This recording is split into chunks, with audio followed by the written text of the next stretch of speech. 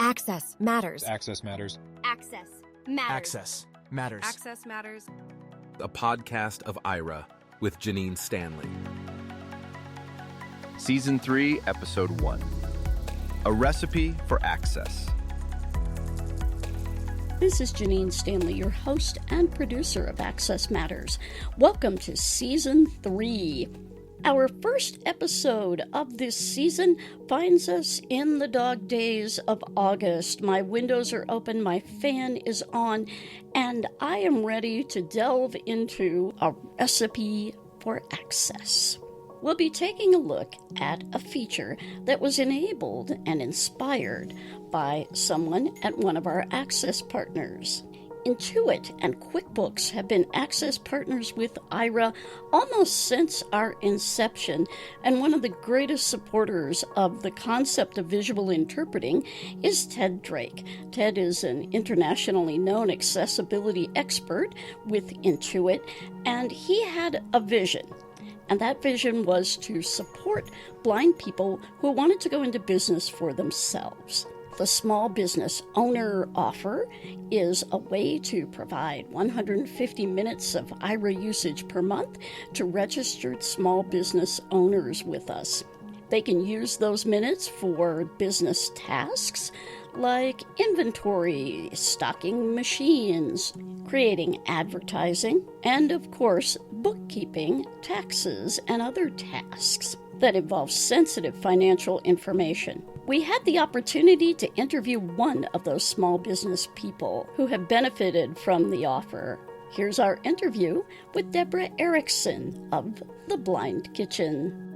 Today, we're going to be talking with probably the owner of one of the most popular convention tables and exhibitors out there. Deborah Erickson is with The Blind Kitchen. Hi, Deborah. Welcome to Access Matters. Hi, Janine. Thank you for having me. As we usually do on Access Matters, I'd like to ask you first, who is Deborah Erickson? Who is the woman behind The Blind Kitchen? Well, I am the executive chef and founder of The Blind Kitchen. I am blind myself. I have retinitis pigmentosa and very little vision in one eye only, mostly just contrast and movement is what I see with that. So not a lot of real helpful information, but every little bit counts. And I was the only blind student in culinary school. And we can talk about why I chose to go to culinary school. What blind woman would be so silly? But I loved it. And when I was in culinary school, I had to solve a lot of problems because I was held to the same standards as the other students. So during Egg Week, I had to learn how to make an attractive and tasteful seasoned omelet. Egg over easy, egg over well. And so I had to figure out how to do it without vision. And I love doing it because I'm a problem solver. And that is how The Blind Kitchen came to be. I just tried to solve problems and then decided to share that information with other people through The Blind Kitchen. Let's go ahead and go into that culinary adventure. So what had you choose culinary school and being a chef as a vocation? Yeah, so I have been a teacher of adults in my life. I taught professional writing at San Jose State. I taught mediation at Oregon Health and Science University.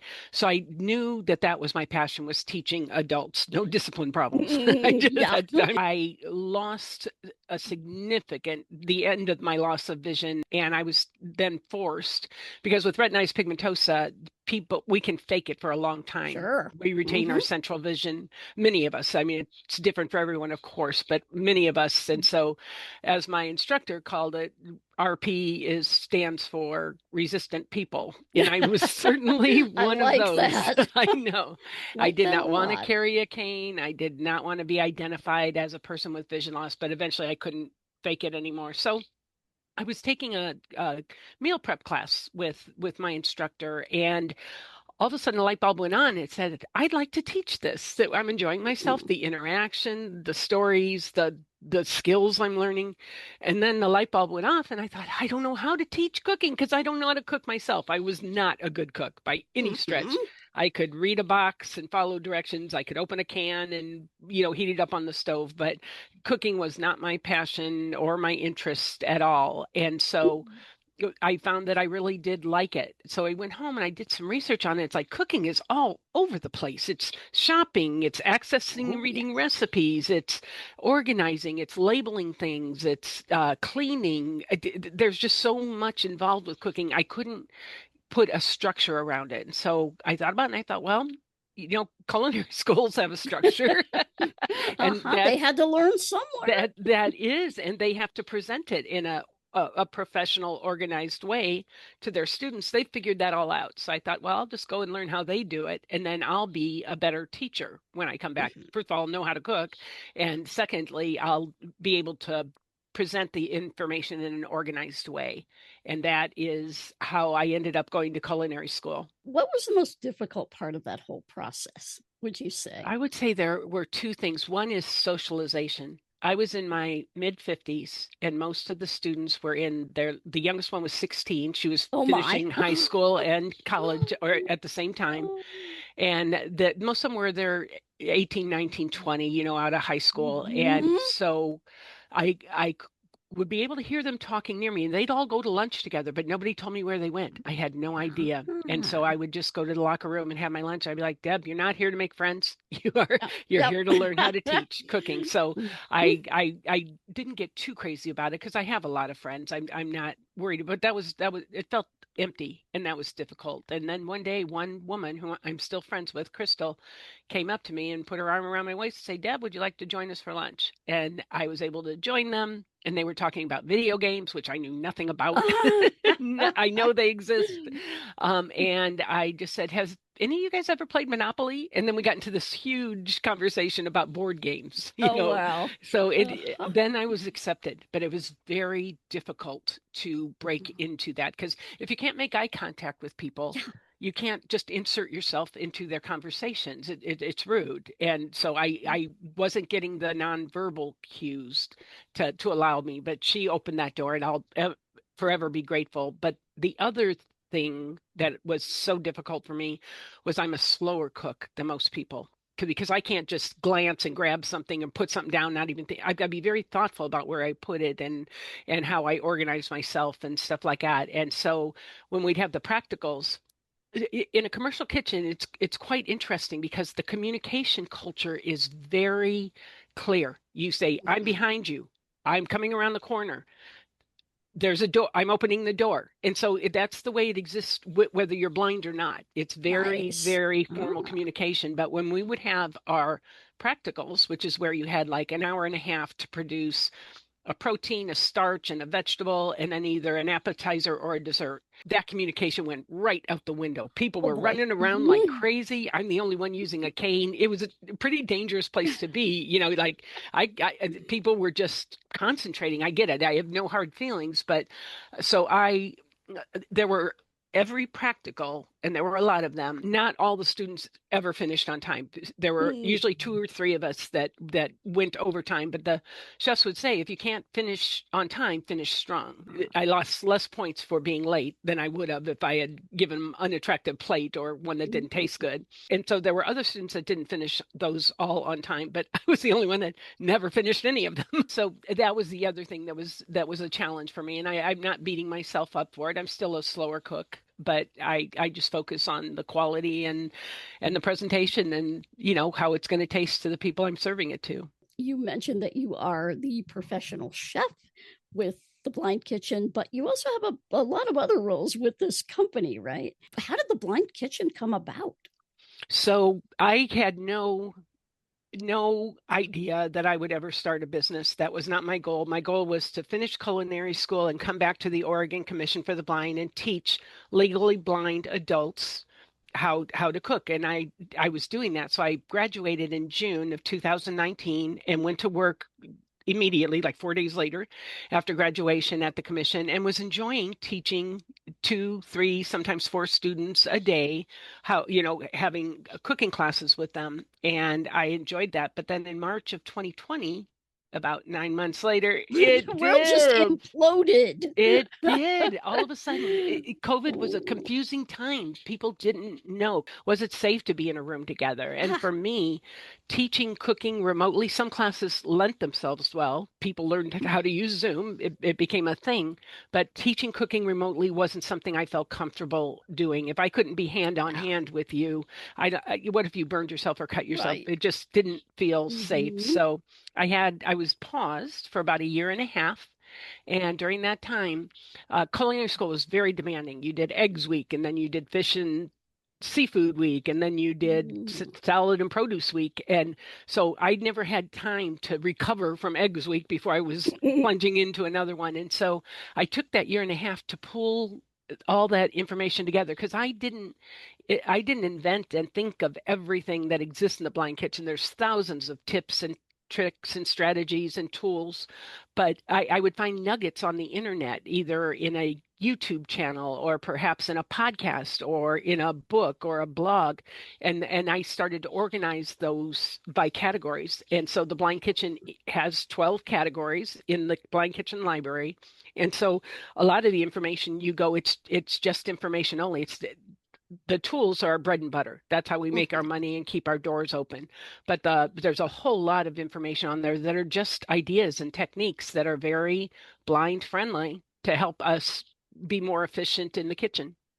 With so many people aging into vision loss, having a lifetime of cooking and thinking, well, how in the world am I going to do that? This is my go to resource for people when they ask, well, what do I do? I want to cook. Well, you can still cook. It's perfectly fine. Here you go. Go to the Blind Kitchen. You can see they've got a ton of resources. Thinking about this before you're in that situation of, what am I going to do? Is probably a really good strategy, I think. Yeah, Janine, you hit the nail on the head for a significant portion of the people who patronize the Blind Kitchen. They are women and men who have been the cooks for their families, for holidays, for Hanukkah, for birthday cakes, and they always did it.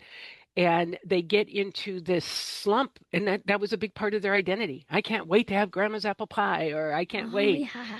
But through macular degeneration, diabetic retinopathy, glaucoma, people well, the baby boomers are aging now and getting Huh, older, and they're right at that point where it's a large portion of our population do experience vision loss and hearing loss and sure. hip loss. I mean, there are things that just go along with You it. name it, they're going away. That's right. Say goodbye.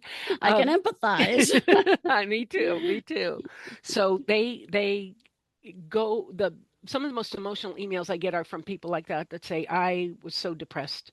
I was the cook and now I couldn't do it. And then somehow I found out about the Blind Kitchen and you've given me part of my identity back. And it's true. It is, that's their love language. If you take that Mhm. away, now you can all of a sudden be sitting in the living room. They sit you in front of a television that you can't Yeah, see. And yeah. then you can hear all the activity in the kitchen. Everybody's laughing and talking, exchanging stories and culture and history and Mhm. love. A lot of love occurs at that time. And if you can't feel like you can't be a part of that anymore, it's huge. It's huge. So it makes me feel good that this has helped so many people to get that part of their identity back. Let's talk about the tools and the actual tools that you sell. And I don't know how many things I have purchased over the years that sounded really good, and I thought, oh, this will solve X problem for me in the kitchen. It didn't, and I ended up with this closet full of stuff.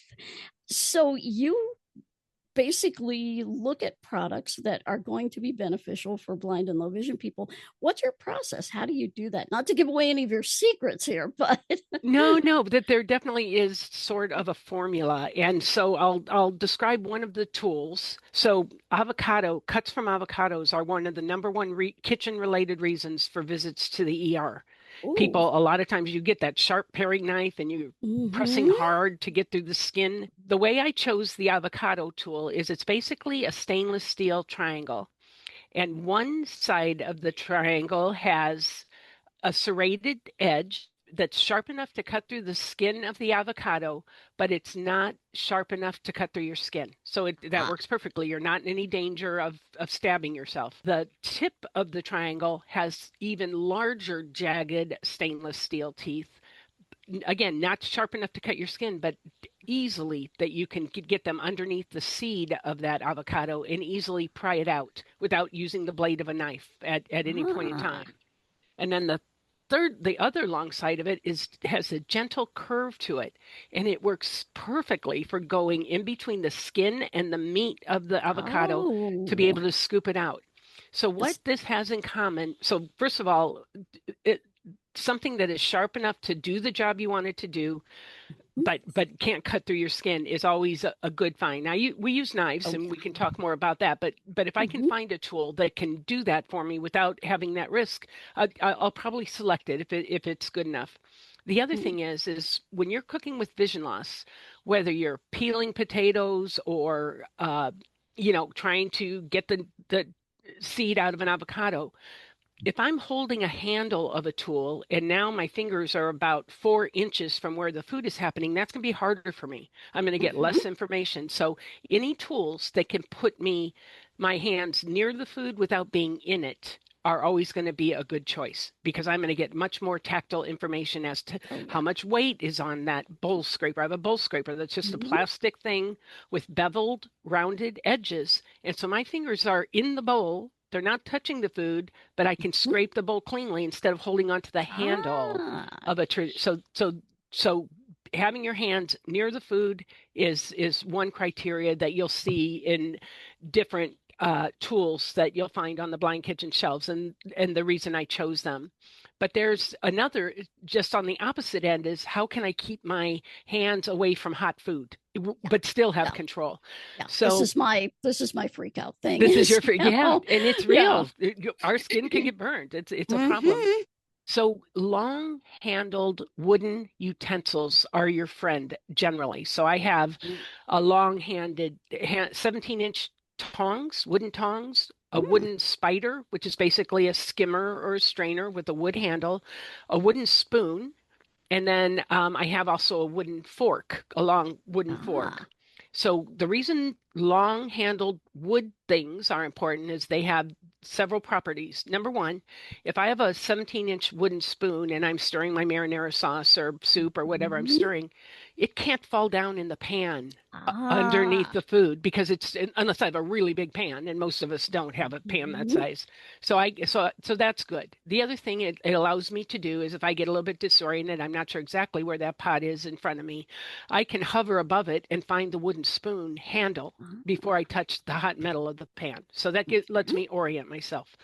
Then the other thing is if you it can be hard to not be messy sometimes when you're a cook. When I used to Oh, be yeah. able to see, I would drip tomato sauce when I go to put the spoon on the spoon rest, no matter how many times I Mhm. knocked it against the rim of the Yep. pan. Yep.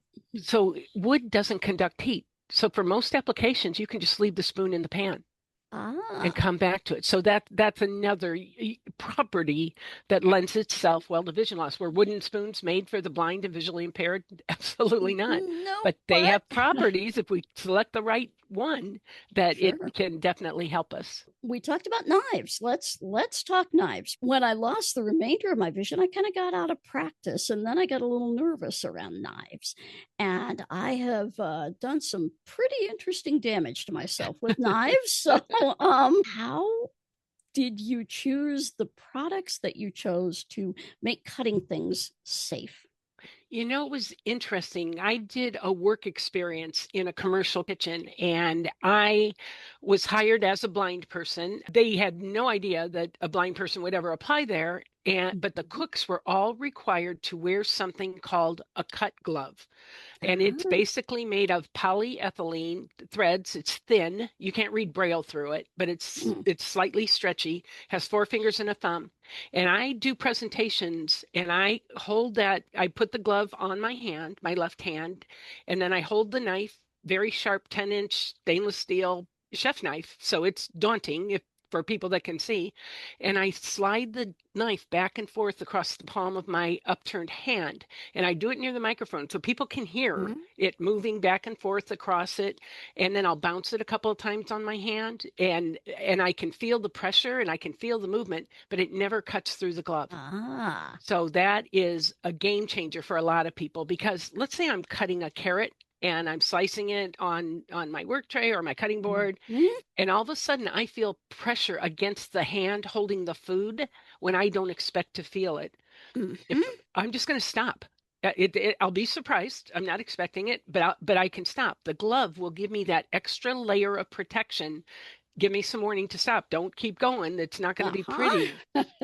If I Uh-huh. hadn't been wearing the glove, by the time my brain got the information that there had been contact between my Mhm. bare skin and the blade of the knife, it would have been too late. I would have already been cut. Ooh. So this just gives me that extra second, and it's especially helpful in grating, like grating Oh, cheese. I can imagine. Yeah. So you're not taking that skin off your Oh, that knuckles. knuckle skin. That's exactly it. Uh-huh. That I can grade. And if all of a sudden, because box graders are very helpful, I sell them. I think they're Mm-hmm. fantastic tools for people with vision loss.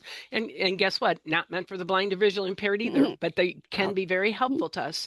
And the other place this comes in, Janine, which I think is so important, is parents of children with vision Ah, loss yes. are often the biggest barriers to the kids getting in Mm-hmm. the kitchen, because I can do a workshop, for youth, and have them cook, have them cut, and they go home. They're not going to be allowed to be near their Yeah. ovens or Yep. or the knives in the kitchen.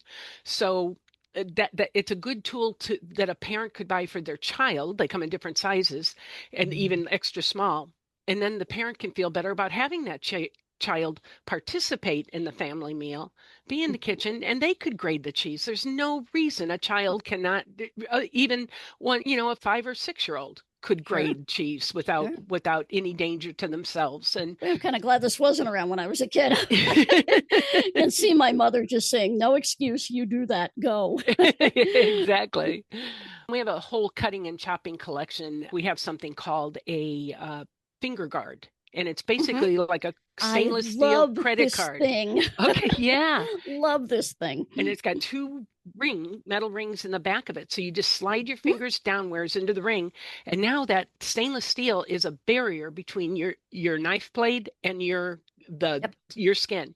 And so it's slower. Again, that's another theme of the blind kitchen. Get I'm sure there's some very fast blind cooks out there. I'm not one of them. You just have to give yourself some grace and say, it's the quality that matters, not how fast it gets out. And then allow yourself enough time so you're not stressed out. So I'm gonna be slower using that than if I'm just using a cut glove. But I can, instead of just pushing down with the knife and hoping I'm in the right place, I can actually keep checking. Is that where I want my knife blade to go down? Use my Sure. finger to check. So it can be really consistent. And there's several tools in there that are like slicing guides and things like that help people. Let's talk grilling. And this is probably going to be a big one for the baby boomers out there who love to grill. I'm not going to say it's a strictly male enterprise, but I know a lot of men who are saying, yeah, I can't do that anymore. Not going to be grilling anymore. We have a collection of 10 tools for grilling and barbecuing, and they are not one of them is meant for people with vision loss, but they Mhm. all lend themselves. So one thing we have heat gloves for use in the kitchen. Like using your kitchen stove and oven. One thing I never do is put my hands in the oven or my arms. Not ever. But I've got a pair of heat gloves. And so what I do is I open the door fully, and then I just put my fingertips, which are protected wearing these heat gloves, Mhm. and then pull the rack out to me halfway. So instead Mhm. of me going in after the food, I pull the food out to me when I'm putting it in the oven or when I'm closing it. But for the grilling collection, that same pair of gloves that they're made out of cotton, and the cotton's only 2 layers, so it's not enough to protect you against the heat, but it's silicone designs all over them. Some people may know them from the 90s as Yeah. UV gloves, Uh-huh. Yep. Yep. but UV Yep. gloves are super expensive, and there's a Yeah. lot of good knockoffs now Oh that are yeah. just as effective. I've got a So number of sets of those things uh, in my they're drawer right next to the wonderful. stove. Yep. Exactly, exactly. So I have the one that comes only to your wrist Yep. is for the kitchen. they're quick to put on and take off. The grill gloves come all the way up your forearm, and they take Oh. longer to put on, but it's the same principle. But you can't, if you're grilling, you can't avoid putting your hand over the heat source. If something's in the back of the grill, you're going to be reaching over the hot charcoal, you're going to be reaching over the propane fire, and so you need that protection on your arms. So those are the grill gloves, and you're going to love this one too. They come with grill glove clips, which are Ah. like 4 inches long, stainless steel, and they have an alligator clip on either side of them.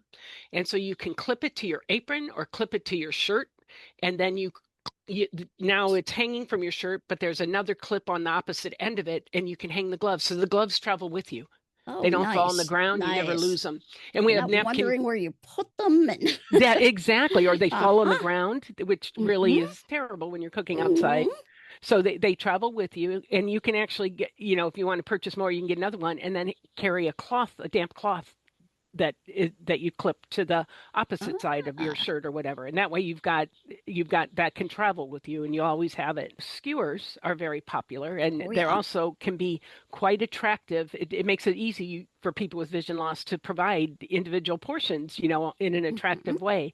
But ours have, they're made of stainless steel and they have about a 5-inch handle, but then they have like an 8-inch two skewers that come out of that handle. So if I'm Oh. doing like cherry tomatoes and I, Mm-hmm. I put just a bamboo skewer through it, when the food gets hot and it steams, that hole tends to get bigger. And I Yeah. could just turn that bamboo skewer uselessly in there. I won't have Mm-hmm. really any way of knowing. But if I impale those 5 cherry tomatoes with 2 points of contact, now Oh. it can't not turn. I know Mm-hmm. I'm turning them all 180 degrees Mm. with certainty, and so now the other side of the food has contact with the heat source. So again not made for blind people, but boy, that makes our life easier.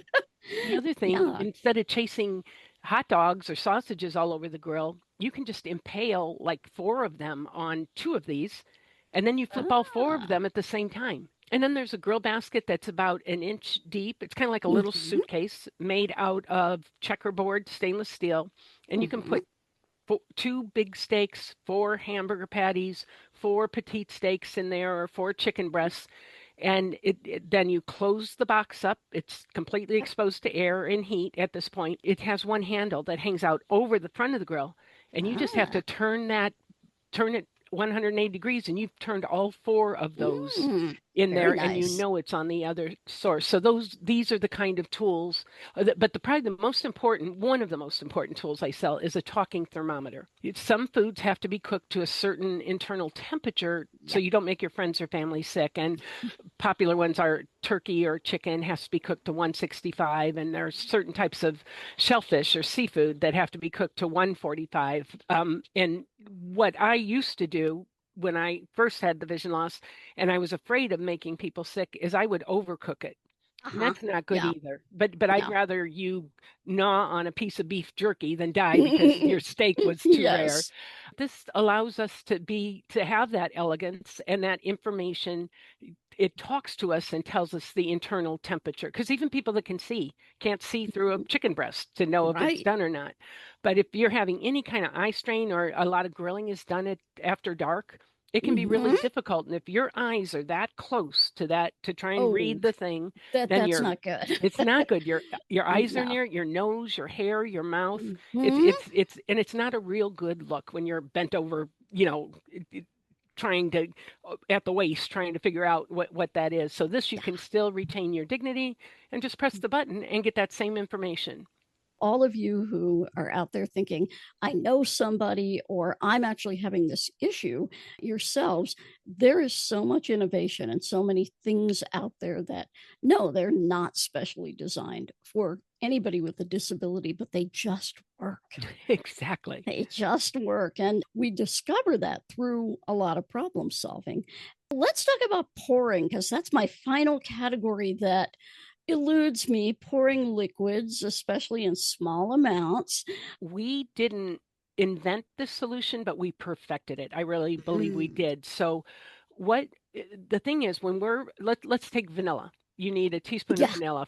first Yep. of all, a little bit of extra isn't going to kill anybody. I love Mhm. vanilla, Yeah. but you Uh-huh. still, if you want to be accurate and have the same outcome, you want to make sure that you're accurate. So what we do is we have wet measuring spoons and cups and dry measuring spoons and cup. And what they Ah. have in common is they're made out of stainless steel and they have bumps on the stainless steel handle. They're not tactile paint or they're not they are literally part of the handle so they'll never come Mm. off. And what you do is you count them. It's not braille, but you count them. They're all in a row, they're equally spaced, equally high. And so if I count 3 dots on the spoon I'm holding in my hand or the cup, it's going to be a third of a teaspoon or a third of a cup.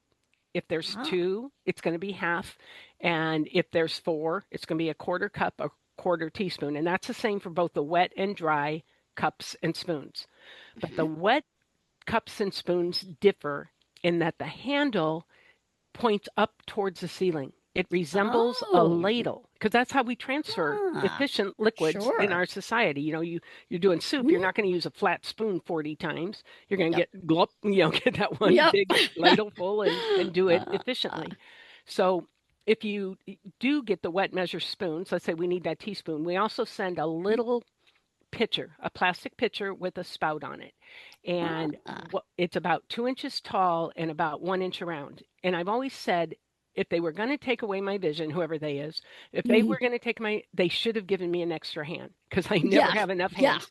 And that's Uh-huh. part of what you'll discover in the blind kitchen as well. If something if I can find a tool to help me do a task that'll free up my hands, like we have a bag holder that holds Ziploc bags open. So now I've got two hands. One can see for me, one can do the work for me, and the bag holder's holding the bag open for me.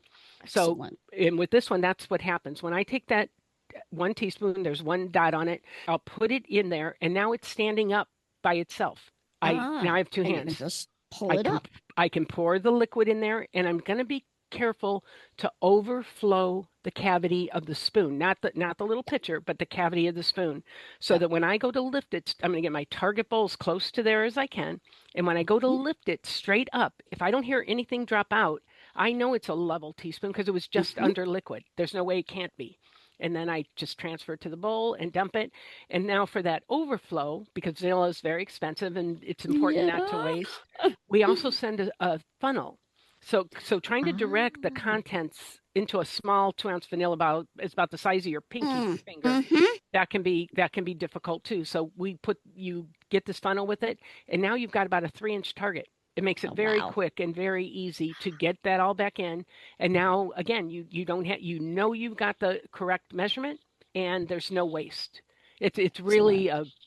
a fabulous system, and the wet measure cups are the same way. Let me tell you another thing. So what I use funnels for is people don't want you touching their food. That's just part Right. of the rules. Yep. It's Yep. it's there's a lot of ways to come around. So if I am, let's say I'm serving pumpkin pie to people and I want to put a dollop of ice cream or whipped cream on it, I use a 1 ounce portion scoop, which is like an ice cream scoop, but it only holds 1 ounce. They sell them in like 42 sizes. So 1 ounce Oh. is a nice serving. And I take a Mhm. wide mouth funnel, the kind that are used for like canning, and Ah. I can position that on the pie without touching the pie. Oh. I can tell if I'm at the pointy end because that it's not going Mhm. to set flat. So I move it upwards. Now I'm there, and now I take the scoop and I put it down, and I do that for all four pieces. They all look attractive. I've not touched them, and they have the same amount, and it looks better than I used to do it when I could see because I just do a Mhm. glop of whipped cream, a glop, a blop. So this is just much more Wow. elegant and much more, and it's portion control as well, which doesn't hurt a thing. I could not run my business without Ira. My husband still carries a flip phone. So Mhm. if that tells Yeah. he's not much Are help we with the married to the computer. same man? I was just gonna say, my guy loves his flip phone. Oh, Oh he my won't give it goodness. up. Exactly. Uh-huh. But he can't browse the internet or anything or do Yeah. texts or Yeah. anything. So Mhm. I have to rely on my skills with JAWS, which I learned in my mid 50s. I'm not great with Mhm. technology. I didn't grow up with it, but I'm pretty good enough to get around to do. But there are just some websites and forms Yep. that are completely inaccessible. They just blank Yep. page, blank page. Yep. Like, no, I know there's Image, something image, there. image. Yeah. Button, button, button, tap, tap, tap. Mhm. So I have Ira. I subscribe to it, and it can actually remote into my computer and help me with my forms and things that are inaccessible to me. Mhm. And they're highly trained.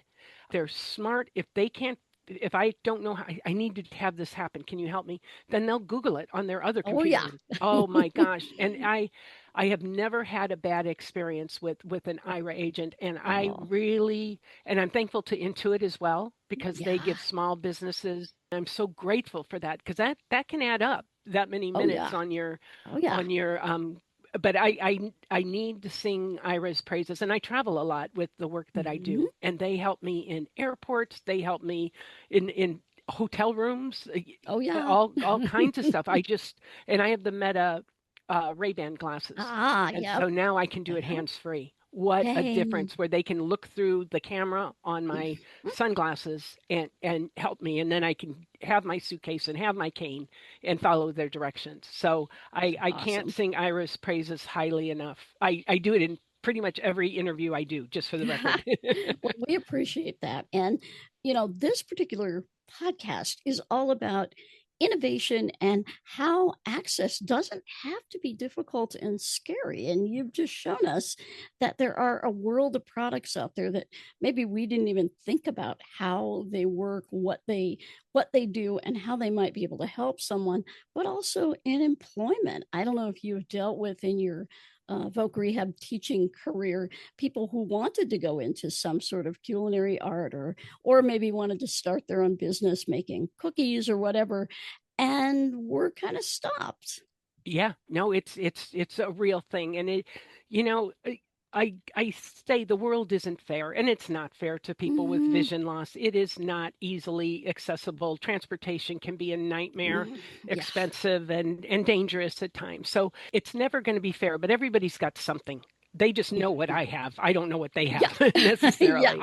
And so you just have to be tenacious. You just got to say this is important to me, and I think in terms of employment, the unemployment rates for legally blind people are hover at 70%. It's a Hmm. terrible, terrible number. And I think people are used to getting shut down Yeah. and they get tired of fighting back, and it's easier just to sit Hmm. on the couch and, get that Hmm. very low amount of money that you get if you're a disabled adult and you've never Hmm. worked before. It's not enough to live on. You have to be tenacious. And if I am so lucky to have, if I had to lose my vision, now's the time with Hmm. artificial intelligence, Oh, with yeah. companies like Ira, all the different OCR reading. It just, Hmm. I have ways. I get frustrated, of course, we all do Yep. at times. Like, oh, I used to be able to see this. This is Yes. Why terrible. is this not working? Yeah, exactly. But we are so fortunate, and I I can't fly a plane, and I can't. Maybe I'll be Not able to yet. drive a driverless truck one of these days. Yeah, there's so much we can access and do. Final question for you here before we get into your contact info. If you could tell a business that is wondering how it can become more accessible or how it can serve people with vision loss better, what would you tell them? So I would cite the unemployment rate, and I would say we people with vision loss know how difficult it is to get through a door. We've gotten many rejection letters. Go for the interview. They help you find your Mm. seat, and you know you're going to get that rejection letter. So we know how hard it is to get in. It's going to take you longer to train us, probably, to let us know the layout. It's probably you might have to invest in some accessibility stuff, but most of it's pretty inexpensive. We don't need closed caption TVs anymore. We can use Mhm. artificial intelligence and stuff. So it's even getting better. It'll take you a little longer to train us, where there will have to be some rules and expectations about my work area, that people can't move things or borrow stuff and not put it back. But in general, blind people are going to show up on time and not call off and be there because we know how hard it is to get the job. We're going to do everything in our power to keep it. And so if you are willing to invest in that, it won't be that much money. I think in most cases it's going to be less than Oh $1,000 yeah. Oh yeah. easily. Yep, that Yeah. you won't have to invest much except a little bit of time up front, but then you're going to probably have, if you've hired well, a good employee that's going to show up and is going to stick with you for years because it's no fun. It's like dating. Get rejected all the time. It's I, Yep. I would and that's the way it is with job hunting. If you have vision Hmm. loss, if you're lucky enough to get an interview, Hmm. then people are afraid that we're going to sue them, that Yep. Yeah. that we're going to hurt ourselves, that they're gonna say the wrong thing because it takes energy when Mhm. you're around somebody that's different from you Oh yeah. to not offend them. And I get that, and people should be aware of that, no doubt about it. But most of us aren't that delicate, Yeah. you Yeah. know.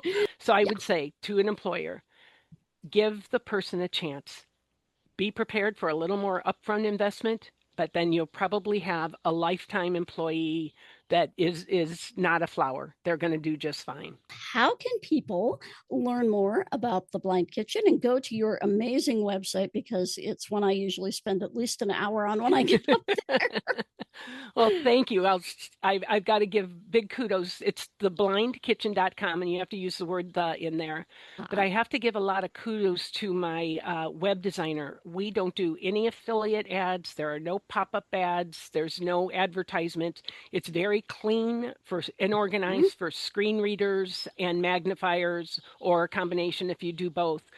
We've been very clear, and she actually goes to a conference every summer and takes courses on website design with Mm, accessibility in mind.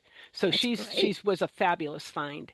And then all on our website also all the videos. So each tool that I talked about comes with it. We have almost 100 now tools, but each tool comes with its own audio described video. So when I'm Mm. concentrating, usually I'm talking my way through it, describing things, but sometimes I have to concentrate and I can't keep talking. Mhm. So then we've hired a professional, a man with a professional voice who comes in and audio describes what's going on when I'm not able to talk. So regardless of your level of vision, Yep.